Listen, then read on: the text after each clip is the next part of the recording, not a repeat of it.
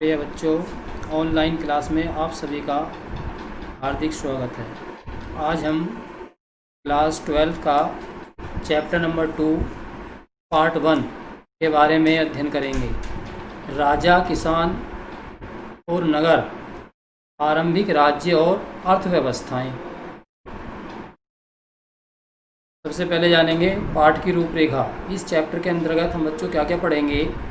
Prinsep और प्रियदर्शी, 16 महाजनपद, जनपदों का विकास, 16 महाजनपदों में प्रथम, मगध, भाषाएं और लिपियां, मौर्य साम्राज्य, मौर्य प्रशासन, राजधर्म के नवीन सिद्धांत, दैविक राजा, समुद्रगुप्त की प्रशस्ति, गुजरात की सुदर्शन झील, बदलता हुआ देहात, भूमिदान और नए सभ्रांत, ग्रामीण नगरीय जनसंख्या, उपमहाद्वीपीय और उसके बाहर का व्यापार, मूल बातें, प्रमुख राजनीतिक एवं आर्थिक विकास। तो प्यारे बच्चों, जैसा आप पढ़कर आए हैं चैप्टर नंबर 1 में हड़प्पा सभ्यता के बारे में आपने उसमें पढ़ा, लेकिन वो वर्तमान में कोर्स से हटा दिया गया है। तो जैसा कि उस चैप्टर में हमें ज्ञात हुआ कि हड़प्पा सभ्यता भारत की सबसे प्राचीन सभ्यता थी। उसके बाद वैदिक सभ्यता भारत में पनपी। उसके बाद विभिन्न छोटे छोटे राज्यों का उदय हुआ, लेकिन सबसे महत्वपूर्ण राज्य जिसका उदय हुआ वो था मगध। तो मगध के बारे में पढ़ेंगे इस चैप्टर के अंतर्गत। लेकिन सबसे पहले हम प्रारंभ से स्टार्टिंग करेंगे, क्योंकि वो बाद में भी उसके बारे में डिस्कस होगा। 16 महाजनपदों को प्रारंभ से पढ़ना शुरू करेंगे। मैगस्थनीज के अनुसार उसके काल में हिंदू परंपरा यह थी कि भारत में संगठित सरकार का प्रारंभिक रूप राजतंत्र था। अर्थात बच्चों, पहले क्या था, वर्तमान की तरह नहीं था, बल्कि राजा का शासन होता था। राजा महत्वपूर्ण होता था। सारी कानून व्यवस्था, शासन की बागडोर राजा के ही हाथ में होती थी। लेकिन वर्तमान में ऐसा नहीं है। अब प्रजा का शासन है, प्रजातंत्रात्मक शासन है। डॉक्टर जायसवाल का मत है कि समिति में एक एकत्रित जनसमूह सर्व समिति से राजा चुनते थे और आशा की जाती थी कि वह अपने कर्तव्यों का पालन करेगा। डॉक्टर जायसवाल जी ने बताया है कि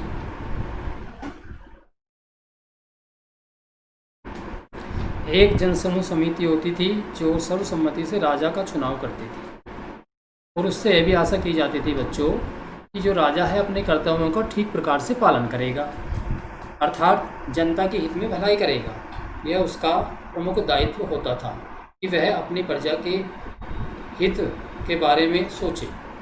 रुद्रदामन के जूनागढ़ अभिलेख में बताया गया है कि राजा चुना, किंतु यह बताया जाता है कि वह अपनी वीरता और विजयों के कारण राजा बने। तो कुछ ऐसे उल्लेख भी मिलते हैं बच्चों कि रुद्रदामन के बारे में बताया गया है जूनागढ़ अभिलेख से, कि यह पता चलता है कि केवल जनता ही नहीं, राजा अपनी वीरता के कारण भी, अपने शौर्य के कारण भी चुना जाता था। और उसको क्या है, जनता जो है राजा सेवक के रूप में कार्य करता था, जनता की भलाई के लिए कार्य करता रहता था।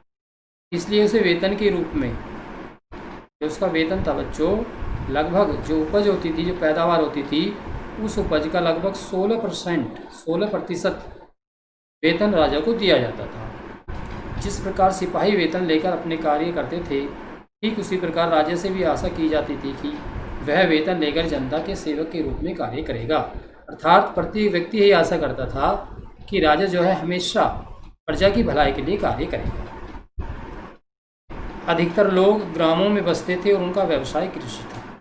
बच्चों, उस समय महाजनपद शासनकाल में ज़्यादातर लोग गांवों में निवास करते थे और उनका मुख्य व्यवसाय बच्चों कृषि था। वर्तमान में भी आप देखें तो किसानों का जो मुख्य व्यवसाय होता है बच्चों, कृषि ही होता है, और साथ ही साथ पशुपालन भी होता है। कृषि और पशुपालन। लोगों के घर झुंडों में रहते थे और चारों ओर खेत होते थे। क्या होता था कि जो लोगों के घर बने होते थे एक झुंड के रूप में होते थे, अर्थात चारों तरफ से घिरे होते थे बच्चों, और उसके चारों ओर खेत भी होते थे, वहाँ पर लोग निवास करते थे। बहुत ही महत्वपूर्ण आगे, गडरिया को गोपालक कहा जाता था, अर्थ है पशुचारक होता था। गडरिया का महत्वपूर्ण कार्य था पशुचारण करना। उसके साथ साथ भूमिहीन मजदूर दासों को भी खेतों में काम पर लगाया जाता था। जिन लोगों के पास बच्चों भूमि नहीं होती थी वो क्या करते थे, वो उन किसानों के खेतों में काम करते थे, मजदूरी करते थे वर्तमान की तरह। इसके अलावा उस समय दास प्रथा भी थी, अर्थात दास रखे जाते थे राजाओं द्वारा, जमींदारों द्वारा। तो क्या था कि वो जो दास होते थे वो वहीं पर राजा के या उस जमींदार के पास लगातार कार्य उनको करना होता था। आगे है गांवों की सुरक्षा परिषद शांति स्थापित करने के लिए गांव के मुखिया की सहायता करती थी। तो क्या होता था, गांव की सुरक्षा परिषद और शांति स्थापित करने में गांव के प्रमुख की सहायता करती थी, अर्थात जो जनता थी वहाँ का जो मुखिया चुना जाता था वह उसको सहयोग करती थी। एक कमेटी या समिति भी बनाई जाती थी। इसका उद्देश्य था कि वह गांव का जो मुखिया है उसकी भी वह हेल्प करे, मदद करे। जो गांव के लोग होते थे बच्चों वो बड़े ही सादे होते थे, सादा जीवन व्यतीत करते थे, और प्रत्येक व्यक्ति, प्रत्येक नागरिक गांव का क्या होता था, आत्मनिर्भर होता था। और दक्षिण भारत से हमें प्रमाण भी मिले हैं बच्चों उस समय चरवाहों के प्रमाण मिले हैं, अर्थात चरवाहा को किसे कहते हैं, जो मवेशियों को चराता है, पशुचारण करता है। भैंस भी हो सकती हैं, बकरी हो सकती है, भेड़ हो सकती हैं आदि। ऐसे प्रमाण हमें मिले हैं कि उस समय के लोगों का व्यवसाय जो है पशुपालन भी था। श्रेणी व्यवस्था प्रचलित थी, प्रत्येक श्रेणी का प्रमुख अध्यक्ष होता था। कारीगरों की कई श्रेणियां थी, विभिन्न व्यवसाय करने वाले यथा बढ़ई, धातु, पत्थर, जुलाहे, चमड़े का कार्य, कुम्हार, रंगसाज, कुनार इत्यादि करते थे, तथा सेट्टी प्रमुख व्यापारी होता था। उसके अलावा एक कारीगर वर्ग भी होता था जिसकी बहुत सारी श्रेणियां होती थी, जैसे बढ़ई, आज भी है। बढ़ई जो है आपका क्या कार्य करता है, आपके जो है फर्नीचर बनाने का कार्य करता है। लोहार धातु से औजार बनाता है। पत्थर, जुलाहे कपड़े का कार्य करते थे। चमड़े का कार्य करने वाले लोग जूते आदि बनाने का कार्य करते थे। कुम्हार जिसका कार्य होता था बर्तन बनाना आदि। रंगसाज, मछियारे, सुनार इत्यादि ऐसे लोग भी उस समय जो है अपने व्यवसाय को अपनाते थे। सेट्टी प्रमुख व्यापारी था, अर्थात इन सभी में सबसे ऊपर की श्रेणी में सेट्टी माना जाता था। वर्तमान में भी सेट्टी जो है बच्चों पंजाब में एक साहूकार की तरह कार्य करता है। उसके बाद है इसी काल में लगभग 1000 ईसा पूर्व तांबे का काल भी माना जाता है, अर्थात इस समय तांबे का भी प्रयोग में लाया जाता था। इसके साथ साथ आगे है इसी में ही दक्षिण भारत में शवों को दफनाने के विभिन्न तरीके भी मिले हैं।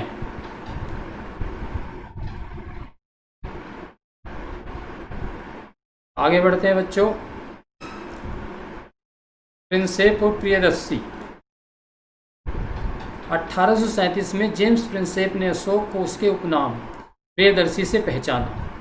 प्रिंसेप को खरौष्टी और ब्राह्मी लिपि के अध्ययन से समझ में आया कि अधिकांश अभिलेखों और सिक्कों पर प्रियदर्शी यानी मनोहर मुखाकृति वाले राजा का नाम लिखा है। कुछ अभिलेखों पर राजा का नाम अशोक भी लिखा है। बौद्ध ग्रंथों के अनुसार अशोक सर्वप्रसिद्ध शासकों में से एक था। तो बच्चों बहुत सारे जो अभिलेख मिले हैं, सिक्के मिले हैं उस काल में, तो उनसे पता चलता है कि अशोक को प्रियदर्शी के रूप के नाम से भी जाना जाता था, अर्थात अशोक को अनेकों उपनामों से जाना जाता था। बौद्ध ग्रंथ के अनुसार भी अशोक प्रसिद्ध शासकों में से एक शासक। अभिलेख, सिक्के ये क्या होते हैं बच्चों, ये हमारे इतिहास को जानने के स्रोत होते हैं। उसके बाद है अशोक 273 से 232 ईसा पूर्व। तो उसके अभिलेखों में सामान्यतः देव नाम प्रिय, अर्थात देवताओं का प्रिय, दिखने में सुंदर, कहकर संबोधित किया गया है, अर्थात उसे देवताओं का देवता कहा गया है, अर्थात उसकी अशोक की गणना देवताओं की भांति की गई है। भराब्रो अभिलेख में प्रियदर्शी जबकि मास्की में बुद्ध शाक्य कहा गया है। अशोक का उल्लेख उसके चारों अभिलेखों में मिलता है। उसके चार अभिलेख कौन से हैं प्रमुख? मास्की, गुर्जरा, नेत्रुर और उड़केगोमन उड़ेगोडम। रुद्रदामन ने जूनागढ़ अभिलेख में अशोक का नाम उल्लेख किया है। इन उपाधियों से इनके महत्व की जानकारी मिलती है, अर्थात अशोक को उस समय विभिन्न उपाधियां प्राप्त थी, जिससे हमें ज्ञात होता है कि अशोक एक प्रतापी शासक था। इस शोध के अनुसार भारतीय और यूरोपीय विद्वानों ने उपमहाद्वीपीय पर शासन करने वाले प्रमुख राजवंशों की वंशावलियों की पुनर्रचना हेतु विभिन्न भाषाओं में लिखे अभिलेखों और ग्रंथों का उपयोग किया है, जिससे 20वीं सदी के प्रारंभिक दशकों तक महाद्वीप के राजनीतिक इतिहास का सामान्य चित्र तैयार हो गया है। तो बच्चों, इतिहासकारों के वर्णन से हमें ज्ञात होता है कि उस समय का जो काल था सामाजिक विकास के जीवन का काल था। आगे है, इसी क्रम में जानेंगे बच्चों, उस समय जो 16 महाजनपद थे।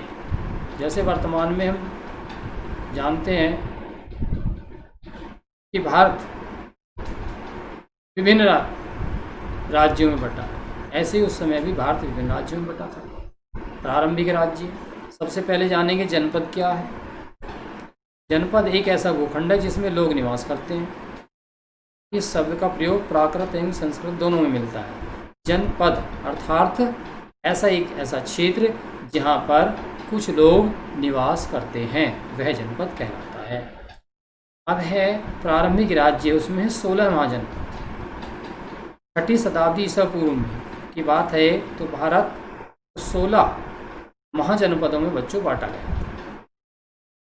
उत्तर वैदिक काल, पूर्व वैदिक काल का जो वैदिक काल है 2 भागों में बांटा गया था बच्चों, पूर्व वैदिक काल और उत्तर वैदिक काल।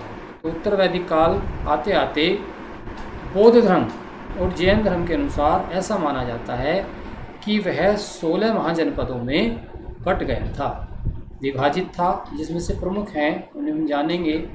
महत्वपूर्ण है, ये इम्पोर्टेंट है, बोर्ड की दृष्टि से क्वेश्चन आ सकता है कि 16 महाजनपदों के बारे में उल्लेख कीजिए। तो पहला है काशी, पढ़ेंगे। वज्जी के पश्चिम में काशी जनपद था, जिसकी राजधानी वाराणसी थी। यहाँ का शक्तिशाली राजा ब्रह्मदत्त था, जिसने कौशल के ऊपर विजय प्राप्त की थी। अर्थात जो काशी है प्राचीन काल का, वर्तमान में उसको हम वाराणसी के नाम से जानते हैं, और एक हिंदुओं का बहुत ही पवित्र तीर्थ स्थल है बच्चों। उस समय यहाँ के राजा होते थे ब्रह्मदत्त। दूसरा है कौशल, यहाँ की राजधानी थी बच्चों श्रावस्ती। श्रावस्ती का भगवान बुद्ध से बहुत महत्वपूर्ण संबंध है। प्राचीन काल में इसको कौशल के नाम से जानते थे। आगे है अंग। अंग उत्तरी बिहार, वर्तमान भागलपुर के मुंगेर महाजनपद के अंतर्गत आता है। इसकी राजधानी बच्चों क्या थी? चंपा थी। अंग नरेश, आपने नाम सुना होगा, महाभारत में एक पात्र कर्ण यहीं के प्रसिद्ध राजा थे, जिनको उनके परम मित्र दुर्योधन ने वहाँ का अंग प्रदेश का शासक नियुक्त किया था। किसने किया था? दुर्योधन ने। दुर्योधन ने उनको यहाँ का शासक नियुक्त किया था बच्चों। कहाँ का? अंग प्रदेश का, अंग प्रदेश का शासक नियुक्त किया था। तो बहुत ही महत्वपूर्ण है। आगे है मगध। इस महाजनपद के अंतर्गत आधुनिक पटना आता है। पटना बिहार की राजधानी, बहुत ही महत्वपूर्ण है, कुछ हिस्सा पड़ता था। इसकी राजधानी उस समय बच्चों थी गिरिव्रज। उस समय उसकी राजधानी थी गिरिव्रज। आगे जानेंगे इसी क्रम में अस्मक। अस्मक राजधानी इसकी थी पोतन या पोटिल। यह कहाँ पर स्थित है? गोदावरी नदी के किनारे, जो वर्तमान में आंध्र प्रदेश का हिस्सा है। आगे है अवंती। अवंती बच्चों आधुनिक मालवा व उसके मध्य प्रदेश के भागों से मिलकर बना है। उस समय उसकी राजधानी थी उज्जैन। गांधार बड़ा ही महत्वपूर्ण है, आपने सुना होगा, ये भी महाभारत के उसमें पात्र।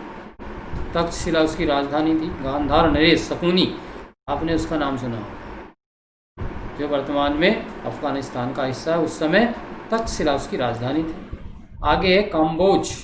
यह है उत्तरापथ अर्थात राजपुर या हाटक था। इसके अलावा अधिकांश जनपदों के विकास के 3 रूप दिखाई दिए, ठीक, जिसमें प्रथम है कबीलों ने अकेले ही जनपद की अवस्था प्राप्त कर ली थी, जिसमें प्रमुख थे मत्स्य, चेदी, कांसी, कौशल, जन आदि। दूसरा है कुछ जनों से पहले संयोग हुआ और बाद में इसका जनपद के रूप में विकास हुआ। पांचाल। पांचाल नरेश 5 जनों के योग से बना हुआ है। पांचाली, आप जानते हैं पांचाली, पांचाली, पांचाली अच्छे से आप जानते हैं। पांचाली पांडवों की पत्नी। पांचाल नरेश। आगे है अनेक जन अधिक शक्तिशाली जनों द्वारा विजित होने के बाद उन्हें मिला लिए गए। अब जब इस प्रकार एक उदाहरण है, ठीक। अब बच्चों धीरे धीरे इन जनपदों का विकास कैसे हुआ उसको जानेंगे। महाजनपदों का विकास। महाजनपद राज्यों का विकास अनेक संस्थाओं के विकास से संबंधित था। लगभग ईसा पूर्व 700 ईस्वी तक लोहे का प्रयोग पहले से अधिक होने लगा था। इनसे बनाए जाने वाले औजारों से कृषि उत्पादन कार्यों में प्रगति हुई। इससे स्पष्ट होता है कि इसमें बसने वालों समस्या के बावजूद ईसा पूर्व 600 के सभी प्रसिद्ध नगर गंगा यमुना नदियों के आसपास ही बस गए। इंद्रप्रस्थ, जितनापुर, कौशाम्बी, वाराणसी अन्य नगरों की अपेक्षा अधिक प्रसिद्ध थे। तो बच्चों आपने कभी सोचा है कि जो बसापत है, जो बस्तियां हैं, वो अक्सर नदी घाटियों के पास ही क्यों विकसित हुई या नदियों के पास ही विकसित क्यों हुई? तो उसका सबसे महत्वपूर्ण कारण ये है बच्चों कि नदियों के पास ही जीवन संभव था, क्योंकि वहाँ पर आसानी से उन्हें पानी की उपलब्धता हो जाती थी, इसलिए वहाँ पर कृषि करना आसान था। तो इसमें से उस समय के सबसे महत्वपूर्ण शासकों राज्यों में उभर कर आए इंद्रप्रस्थ, जितनापुर, जिससे आपका हमारा संबंध है, मेरठ के रहने वाले हैं, कौशाम्बी, बनारस आदि उस समय के बच्चों बहुत ही प्रसिद्ध शहर थे। गंगा स्वामी यहाँ के एक महत्वपूर्ण व्यापारिक मार्ग था। गंगा के माध्यम से वहाँ पर क्या होता था? व्यापार होता था। उसके महत्वपूर्ण था यहाँ पर लोहे का व्यापार। लोहे का व्यापार ऊपर पढ़ा हमने। औजारों के कृषि और उत्पादन के साधनों में प्रगति हुई, अर्थात कृषि और औजारों को उससे प्रगति मिली। आगे है उन्हीं पर्याप्त मात्रा में लोहा मिलने के कारण खानों का मार्ग ज्ञात होने के कारण हिमालय के लिए नीचे मगध की जंगल साफ करते हुए मुड़ना सरल हो गया। आगे दूसरा पॉइंट है इसी में ही, नया पैराग्राफ। व्यापार की प्रगति, सिक्कों का प्रचलन, नगरों का उत्थान, ये सभी 6वीं शताब्दी की दशा के महत्वपूर्ण कारक हैं। इस काल में जैन एवं बौद्ध साहित्य से हमें कई नगरों के उत्थान का पता चलता है। अर्थात जैन और बौद्ध साहित्य हमें बताते हैं कि बहुत सारे ऐसे 16 राज्यों के साथ साथ अन्य ऐसे भी राज्य हैं जिनका उत्थान हुआ, जिसमें चंपा, कौशाम्बी, राजगृह, श्रावस्ती, उज्जैनी, पाटलिपुत्र इत्यादि प्रमुख नगर थे।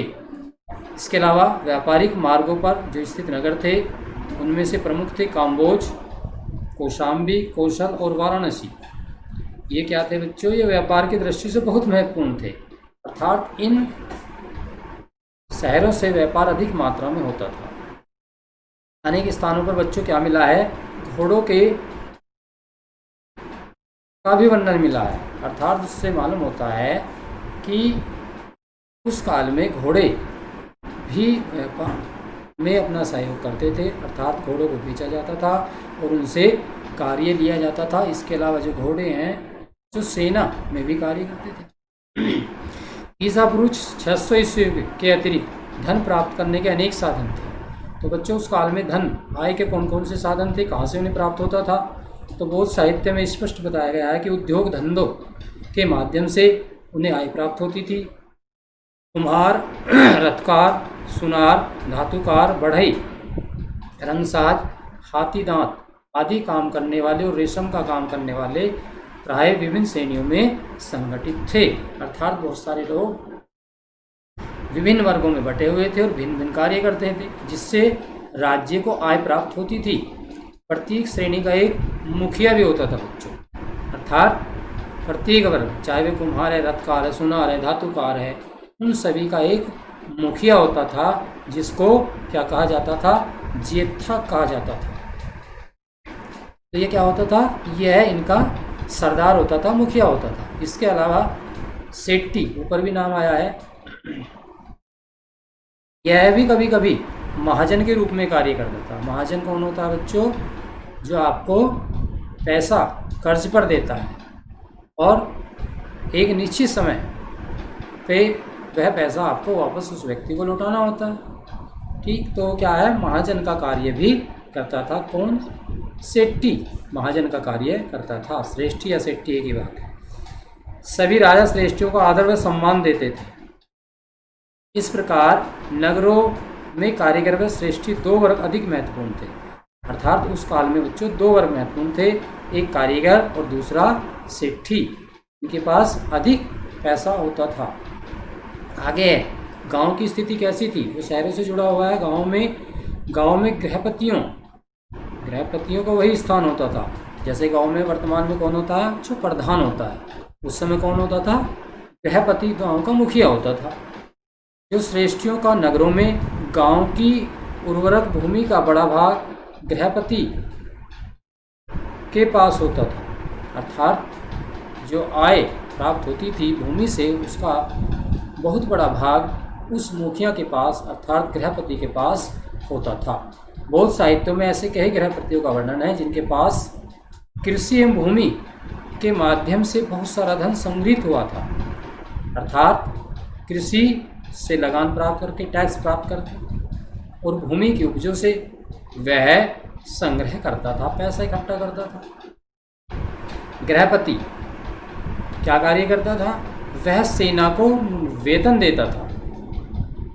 इसके अलावा गौतम बुद्ध और बौद्ध धर्म संघ की सेवा के लिए उसने गृहपति ने 1250 गायों का दान भी दिया था। अर्थात गौतम बुद्ध भी उसी काल के हैं।